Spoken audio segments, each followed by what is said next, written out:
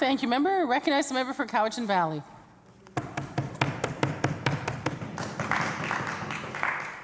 Thank you, Honourable Speaker, for the opportunity to speak to the second reading of Bill 2, the Budget Measures Implementation Act 2017. I'd also like to thank my fellow members in the Chamber for their remarks on this important legislation. The Budget Measures Implementation Act includes some wonderful initiatives, and I'm hopeful it's a sign of better things to come in BC, a sign that the government is focusing on its proper role. And that is what I would like to speak about today. Like many of you, I was in Vancouver at the end of September for the Union of BC Municipalities Conference. I met with mayors and councils from across BC.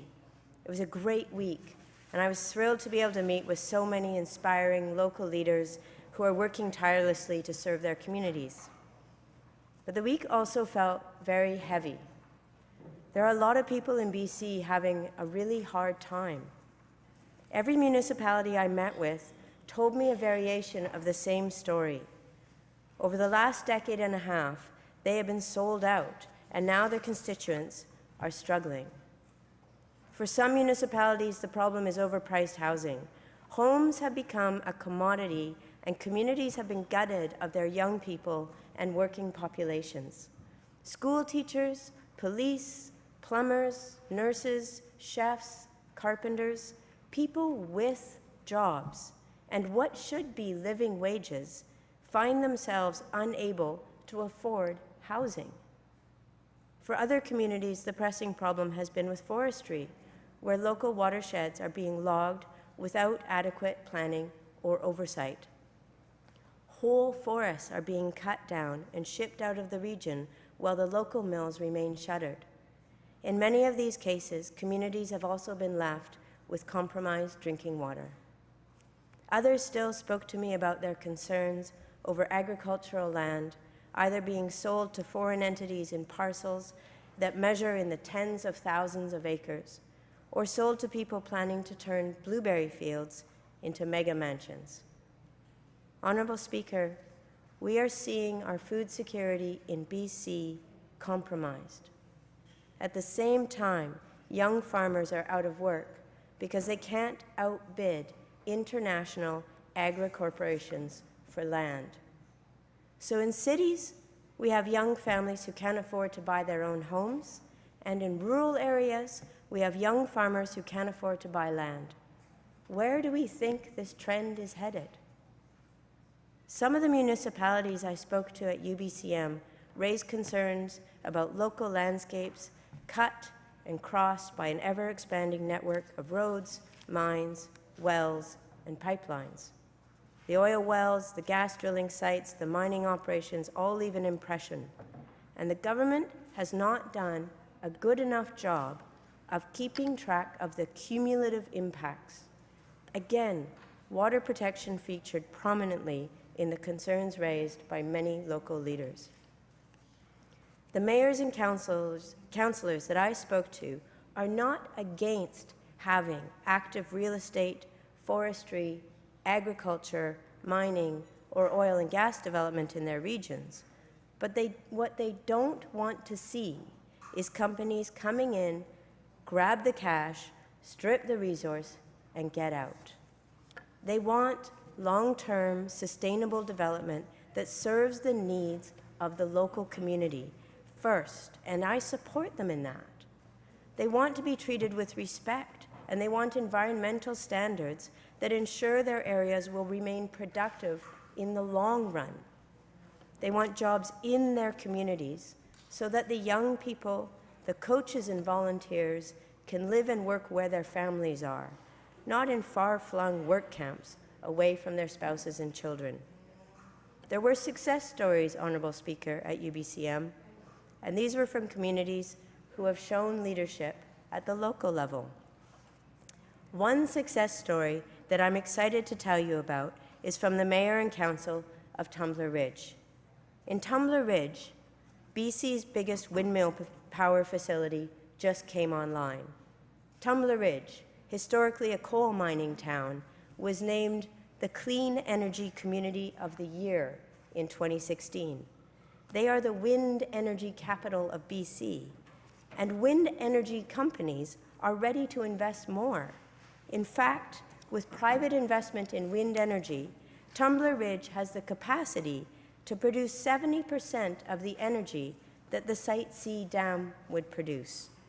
And that's without a $10 billion price tag for the citizens of BC and at a lower price per gigawatt than the energy produced by the dam. But that's not all. The Mayor and Council of Tumbler Ridge have made proactive decisions that have removed their town from the boom and bust economic roller coaster that haunts so many resource-based communities. They had the foresight and the sense to put away funds each year in order to build the community they want. And their foresight has gained them international recognition. A delegation from Russia has visited Tumbler Ridge to learn about community planning. What does a diversified economy look like? It looks like Tumbler Ridge, where you can find North America's second UN geopark. You can find trails and rivers, mountains and lakes, and a waterfall taller than Niagara Falls. Tumbler Ridge has seen a 7-fold increase in tourism in the last 4 years. 7-fold. And it's not an accident. That's what happens when a community decides to capitalize on its extraordinary assets. In Tumbler Ridge, mining still plays a role in the economy, but it's no longer mountaintop removal mining. It's new and innovative technology that is far less destructive because it extracts coal in a less invasive manner. It's 21st century mining, with the benefits supporting a community that is replacing its roads, updating its water system, and improving its sewers. Tumbler Ridge is one of the many stories of communities in this province that did not wait for the BC government to enter the 21st century. Tumbler Ridge decided to demonstrate what leadership can achieve, a diversified, healthy economy that benefits everyone in the community. We have limitless potential, Honourable Speaker, in BC to benefit from the extraordinary natural resources and the bounty of our province, and to capitalize on our greatest asset, our people.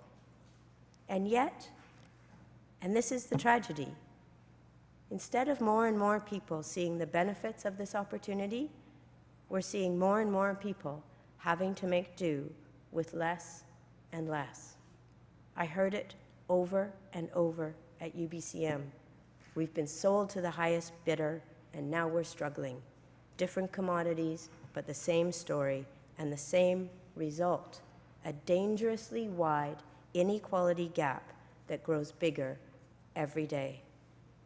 Nothing illustrates this gap quite like the short walk from Vancouver's downtown east side to Gastown, near where the UBCM convention was held.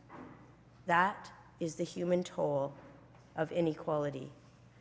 In the middle of one of Canada's most prosperous cities, people are trapped in a life of disadvantage, discrimination, and suffering. They are trapped in a system where even their suffering is treated as less than equal. There are incredible teams of people dedicating their lives to helping the neighbors and friends in communities like the downtown east side. They do amazing work and deserve immense gratitude and increased support from everyone in this House. Now that I've been elected to a seat in this House, however, I don't think that's enough from us. I don't want to be content only fixing around the edges when we have a duty to look at the whole picture. How did we get here? Why are so many of our fellow British Columbians having such a hard time living with poverty, homelessness, addiction? These are symptoms of a broken social system, one that governments helped create by allowing certain groups of people to be consigned to a life of disadvantage and suffering. Governments should never be content to put the pursuit of individual wealth by a few over the basic health and well-being of the many. The system has been entrenched over decades, but that doesn't make it inevitable, Honourable Speaker. Unfortunately, policies put in place over the last 16 years have exacerbated it further. more wealth is concentrating in fewer hands. Consider these numbers, cited in Andrew MacLeod's book, A Better Place on Earth. In BC, the most affluent 10% hold 56% of the wealth. At the same time, 3% of the wealth is shared amongst 50% of our population. Think about that. 50% of the people of BC, close to 2.5 million people, hold only 3% of the wealth of this province.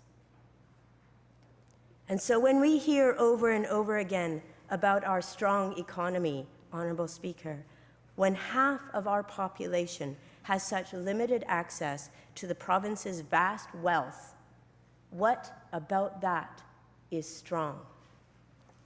Before joining this House, I studied and taught history, and over the course of human history, the fate of deeply inequitable societies as compared to cooperative societies has not been a surprising one. They are unsustainable and prone to collapse. The greater the gap between rich and poor, the more a society is prone to social and political unrest. We cannot continue down this path and expect a different result. We need to start adjusting our economic modeling to fit with the world we now live in. We need 21st century steady state economics that will value equity, that will recognize the importance of measuring not just GDP, but social and environmental outcomes. If we are to cope with the extraordinary challenges of climate change and economic shifts, we must create a foundation of cooperation and compassion. It's not good enough for a few to benefit while many suffer. As elected officials, we need to be able to look at our current system and recognize where it is failing people. We spend a lot of time in this House talking about crises: forest fires, housing affordability, opioid overdoses, poverty. These are not natural, inevitable crises, Honorable Speaker. Governments have a hand in creating them, and we can also work towards solving them. To start, narrowing the inequality gap should be one of the government's top priorities. We won't be able to solve this passively. It will need purposeful taxation policies, education policies, health policies, climate policies, and housing policies. We need to get away from the all taxes are bad narrative in this House. When used properly, the taxation system is a tool for achieving goals in the public interest. Everyone in this chamber, Honorable Speaker, is here because of public taxes, as are the roads we traveled to get here, the schools our children go to, the medical system that cares for the people we love. Taxes should be used transparently and responsibly. They should be used diligently as a tool for the good of the many, not the privileged few. Government can and should be a supportive force in people's lives. It was for a large part of my life. I was fortunate to attend an early childhood education center in Edmonton, jointly funded by the municipality and the province. I learned to read and write at 5 years old, and more importantly, I learned to love learning. I attended French immersion in Alberta, thanks to the policies of the federal government. I attended university here in Victoria during a government-mandated tuition freeze, and I had access to subsidized, affordable childcare so my son could be tended to while I pursued my master's degree. All those benefits made me equipped to serve my community as a teacher, an advocate, and now as an elected representative. Just this morning, Honorable Speaker, I met with a group of students from the Alliance of BC Students. They described to me how students are struggling to find affordable housing, struggling to pay their increasing costs, and facing crushing debt at the end of their university careers. Worse, Our best and brightest undergraduates leave BC to pursue graduate studies in other provinces where there are provincial graduate student scholarship programs, a program that used to exist in BC and that I benefited from during my graduate studies at UVic. Again, as a historian, I'm drawn to the lessons found in time. Even the difference between how I felt about my future as a student and how young people feel today is stark. I felt supported and hopeful. With the help of enlightened government policies, I was able to move forward in my life. But today, many find themselves trapped, hemmed in by government policies designed to serve corporate, not community interests. Well-paying, stable work is out of reach for many. Owning a home in some communities is also out of reach. Honourable Speaker, we need to recognize that trickle-down economics does not work. It is not working in BC. The evidence of that is clear to all who would open their eyes and take a hard look at the problems that I heard about at the UBCM convention and that we hear about every day in this province. The money collects at the top for the lucky few who are adamant the system is working great and who use their power and influence to maintain the status quo. Before any of my colleagues stand in this House to defend trickle-down economics, I would urge them first to consider how this system is serving families trapped in poverty. Hard work should count for something. But all too often in BC, we find that hard work won't allow a young family to buy a house or farmland. All too often, we find people who are willing to work but can't find jobs that will allow them to escape the poverty trap. And this is happening in a province blessed with bountiful natural resources and a supposedly strong economy. One councillor from a Metro Vancouver riding told me that nurses, teachers, and police officers can no longer afford to move into her community. The young people are leaving, she said. We have sold out an entire generation, she said. She wondered why young people aren't rioting in the streets. It's a good question. Why aren't young people rioting in the streets? I think it's because this shift towards government acting as a broker instead of a representative for the people has happened gradually over the last decade and has been sold to us as inevitable, as if the province had no control over affordability trends.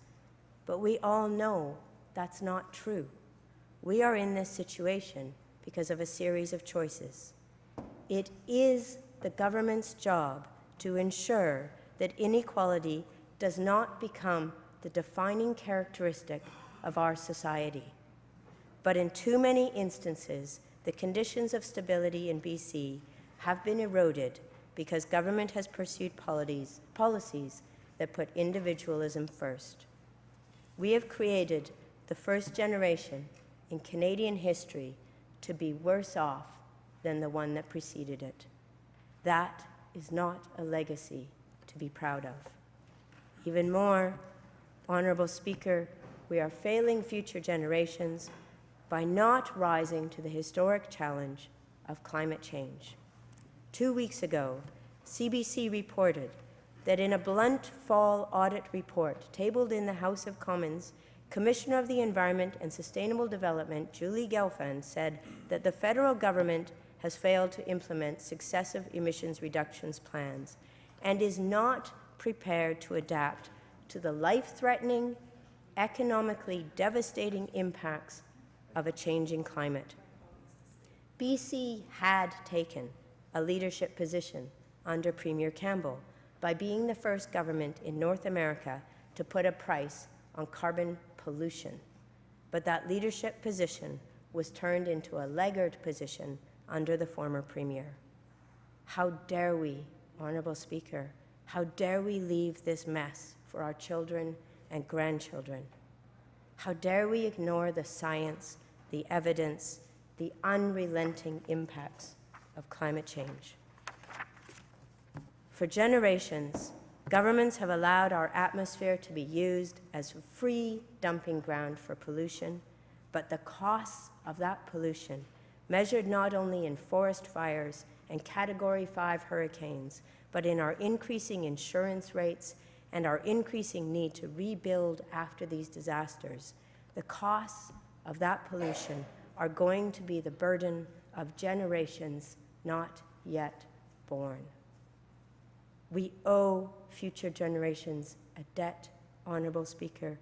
We have a responsibility to them, and we have no right to pretend otherwise.